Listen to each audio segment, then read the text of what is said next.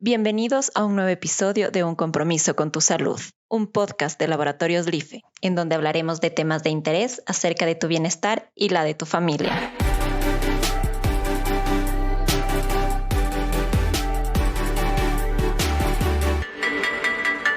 Buenas tardes, nos encontramos el día de hoy con el doctor Santillán, reconocido anestesiólogo. Bienvenido, doctor. Por favor, cuéntenos un poco más de su experiencia. Bueno, mi nombre es Pablo Santillán, soy anestesiólogo graduado en la Universidad Central del Ecuador. Tengo un fellow en anestesia obstétrica en embarazo de alto riesgo en la Universidad Autónoma de México con el Instituto Nacional de Perinatología. Y pues bueno, tengo ahí también algunos diplomados en el manejo de paciente obstétrica crítica, en el manejo de ecografía crítica.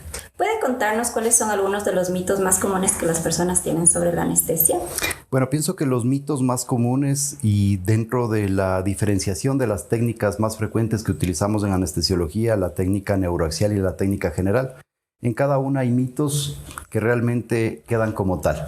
En la actualidad, la seguridad que tiene la anestesia nos permite pues a nosotros tener un mayor confort tanto para el paciente como para el anestesiólogo, tomando en cuenta el advenimiento de tantos monitores que nos permiten manejar de una manera mucho más segura y adecuada a los pacientes, y también sumado a los fármacos que cada vez son más nobles y nos permiten tener un mejor despertar y dormir de los pacientes.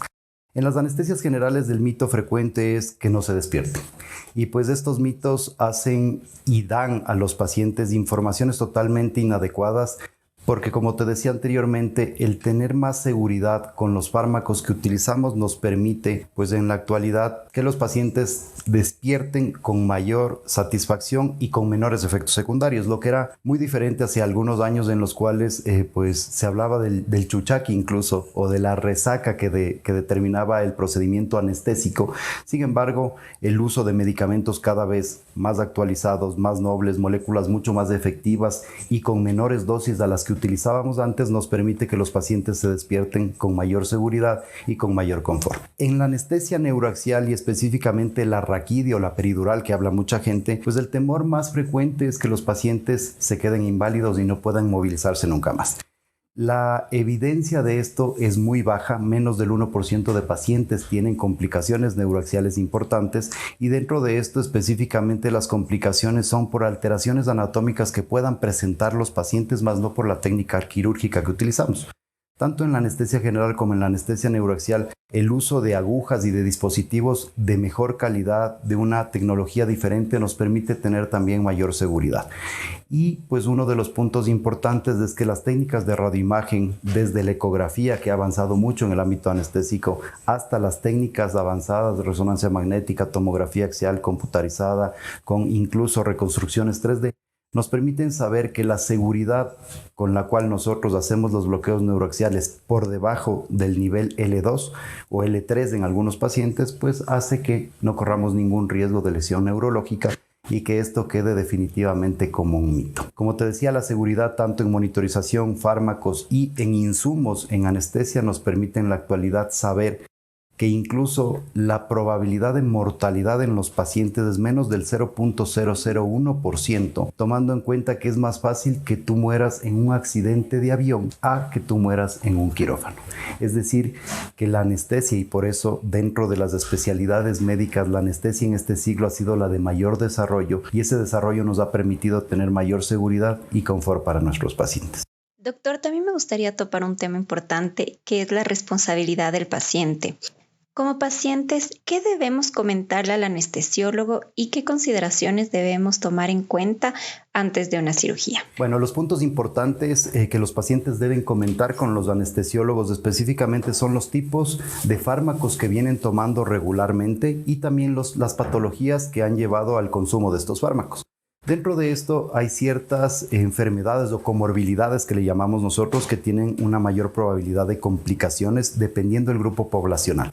Pero si nos centramos en los grupos de poblaciones adultas, pues las patologías como la hipertensión, la diabetes y la obesidad en la actualidad tienen un aumento en la probabilidad de complicaciones dependiendo del tipo de cirugía que tú vayas a realizarte. Y dentro de los medicamentos, pues en la actualidad, y gracias al advenimiento de muchos medicamentos, fármacos y terapias que nos permiten tener una mayor o un mayor tiempo de vida. El tiempo de vida ya es mucho mayor en comparación a hace algunos años.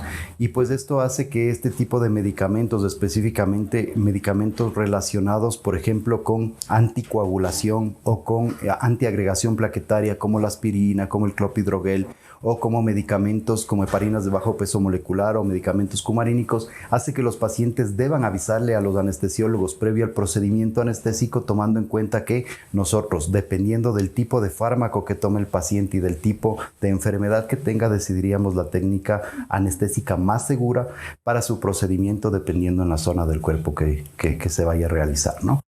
Y algo que es fundamental, yo creo que la obesidad está ganando mucho peso y es la próxima pandemia de este siglo. Lastimosamente la obesidad aumenta el riesgo de complicaciones anestésicas y posoperatorias en un 30 o un 40%. Y de hecho en las pacientes embarazadas, pues las complicaciones que esto determina, pues hace que nosotros utilicemos diferentes técnicas anestésicas para tener mayor seguridad para nuestros pacientes.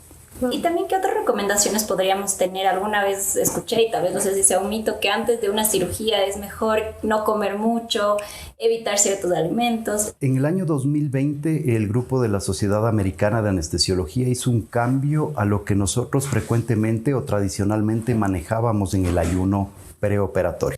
Antes nos hablaban de que no debíamos comer 8 horas previos a cualquier procedimiento por la probabilidad y el riesgo de broncoaspiración y obviamente afectación a nivel pulmonar. El momento en el que el paciente está dormido pierde sus reflejos totalmente y hace que no podamos tener ese reflejo de tos o de vómito que normalmente lo tenemos cuando estamos vigiles, pues y esto hace que los pacientes puedan aspirar y tener una probabilidad de un síndrome que se llama síndrome de Mendelssohn, es decir, una neumonitis química, una afectación pulmonar por el contenido gástrico. Sin embargo, esto ha cambiado y dependiendo del grupo poblacional, y si nos centramos nuevamente en la población adulta, se habla en la actualidad de que al menos 2 horas antes del procedimiento quirúrgico los pacientes no deben ingerir ningún tipo de alimentos ni ningún tipo de líquido. ¿Por qué? Porque el líquido está permitido hasta 2 horas previas al procedimiento quirúrgico y de hecho en la actualidad la mayoría de guías de protocolos de recuperación acelerada en cirugía que se llaman protocolo ERAS hablan de utilizar bebidas deportivas hasta 2 horas previo al procedimiento quirúrgico, no más de una botellita previo al mismo, ¿no? Y en cuanto a los sólidos, de estas 8 horas que nosotros hablábamos de cero pues comida o en nada por vía oral, se ha pasado a las 6 horas tomando en cuenta el tipo de alimento que nosotros consumimos. Y solo las grasas y los productos lácteos entran dentro del grupo de las 8 horas previas a cualquier procedimiento. Sin embargo, como este cambio es dinámico, pues obviamente en pacientes, por ejemplo, embarazadas, la guía habla de que pacientes que vayan a un parto normal pueden tomar hasta 8 onzas de líquido sin ninguna restricción, tomando en cuenta que los estudios vieron que no hay un aumento de probabilidad de que el paciente broncoaspire y tenga complicaciones pulmonares. Es decir, que 2 horas previo al procedimiento sería bueno que la gente tome algo de líquido, de preferencia líquido que no tenga gas, ni Coca-Cola, ni Wittig, por ejemplo, porque ese gas puede alterar una valoración que nosotros hacemos al momento de intubar a los pacientes, que es el CO2.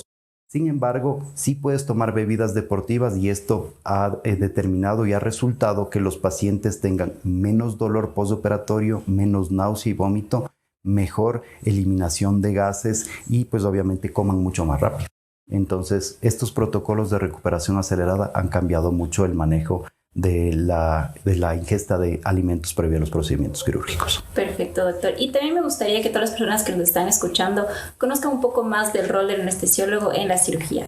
¿Puede contar cuál es el papel que ustedes realizan? Bueno, generalmente nosotros hacemos posterior a ya la valoración que conversamos hace un momento y previo de determinar qué tipo de patologías y qué tipo de fármacos toman los pacientes, pues lo que nosotros hacemos regularmente es, al iniciar el procedimiento quirúrgico, uno de los controles que estamos haciendo en la actualidad y que está cambiando también el manejo específicamente en pacientes de trauma o que tienen un mayor riesgo de sangrado, es el control de la temperatura. Nosotros hacemos valoración de los principales signos vitales dentro de esos: presión arterial, frecuencia cardíaca, saturación de oxígeno y temperatura. Precalentamos a los pacientes prequirúrgicamente en todos los procedimientos porque esto ha determinado mejores resultados postoperatorios. Y en segundo lugar, lo que hacemos es monitorizarlos e iniciar el procedimiento anestésico posterior a determinar qué tipo de técnica podemos utilizar. Después de eso, el anestesiólogo se encarga de monitorizar y de mantener específicamente una estabilidad hemodinámica que haga que el paciente tenga un mejor resultado en su procedimiento quirúrgico. Es decir, que el anestesiólogo no se despega en ningún momento de la cabecera del paciente, tomando en cuenta que prácticamente la vida del mismo depende netamente del anestesiólogo. Y es por eso que hay tantos mitos y tantos miedos a la anestesia, porque obviamente las complicaciones que teníamos antes por la falta de monitorización, por los diferentes medicamentos que no teníamos en esa época, te estoy hablando de hace 10, 12 años, yo tuve la suerte de estar en los dos momentos importantes de la anestesia y en esa evolución en la cual yo inicié con 0 monitoreos, 0 tipo de equipos en los cuales nos permitía tener mayor seguridad a los que en la actualidad tenemos, que definitivamente hace que el manejo anestésico no sea más fácil porque no depende de un monitor ni de una máquina, sino que pues obviamente sea más seguro. Y eso es uno de los puntos que los grupos de anestesia estamos intentando profundizar y pues obviamente controlar en cada uno de los procedimientos quirúrgicos. Posterior a eso, el anestesiólogo, dependiendo de la técnica quirúrgica que realice, hace una valoración hemodinámica del paciente, es decir, controlar los signos vitales, y basados en esto decidimos el despertar a los pacientes en el caso de una anestesia general. Y pues posterior a eso el paso a una unidad de recuperación en donde nosotros pues obviamente seguimos manejando y comandando las guías de los pacientes con el objetivo de que tengan una recuperación adecuada. El anestesiólogo generalmente maneja las primeras 24 horas posterior a los procedimientos quirúrgicos, el manejo de líquidos, el manejo de analgésicos, el manejo de antibióticos y otro tipo de medicación que puede requerir el paciente dependiendo de las comorbilidades que tenga. Es decir, el trabajo del anestesiólogo no empieza cuando el paciente llega al quirófano. En la actualidad se habla mucho de la medicina perioperatoria y el anestesiólogo entra dentro de este grupo donde nosotros estamos obligados a salir a valorar a nuestros pacientes con el objetivo de disminuir la probabilidad de complicaciones, y el acto termina hasta 24 horas después de que el procedimiento quirúrgico ha finalizado. Es decir, que el anestesiólogo es tanto prequirúrgico, transoperatorio y posoperatorio en el cuidado completo de nuestros pacientes. Muchísimas gracias. De hecho, creo que todas las personas ahorita que nos están escuchando pueden sentirse mucho más seguras de todo el proceso que ustedes realizan, porque sí, hay muchos mitos y lo importante es romperlos y entender que ustedes están ahí para cuidar a su paciente. Finalmente, me gustaría un mensaje de cierre para todas estas personas que tengan miedo de una operación, que sepan que es muy seguro, como ya hablamos. ¿Qué mensaje usted les podría dar? Bueno, el mensaje va encaminado a que este año y este siglo, uno de los eslogan de los grupos más grandes de anestesiología del Reino Unido, el grupo americano, habla de centrarnos en la seguridad del paciente como parte fundamental del manejo multidisciplinario del mismo. Sepan que la anestesia es extremadamente segura. Sí hay complicaciones que se pueden presentar a lo largo de los procedimientos quirúrgicos, pero como te decía anteriormente, gracias a la gran evolución que han tenido tanto los monitores, los fármacos como diferentes técnicas anestésicas que utilizamos en la actualidad, nos permite disminuir este riesgo a menos de 0.001%. Eso quiere decir que, como te decía anteriormente, es más fácil que una persona muera en un accidente aéreo que en un quirófano. Y eso hace que parte de los procedimientos quirúrgicos en la actualidad tengan la seguridad y el margen de su seguridad adecuado para que los pacientes se sientan confiados de realizarse cualquier procedimiento quirúrgico que sea necesario. Perfecto, doctor. Muchísimas gracias. Con mucho gusto.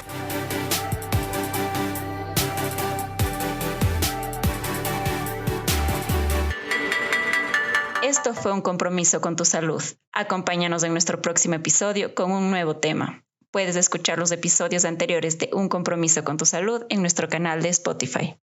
No te lo pierdas, te esperamos a la próxima.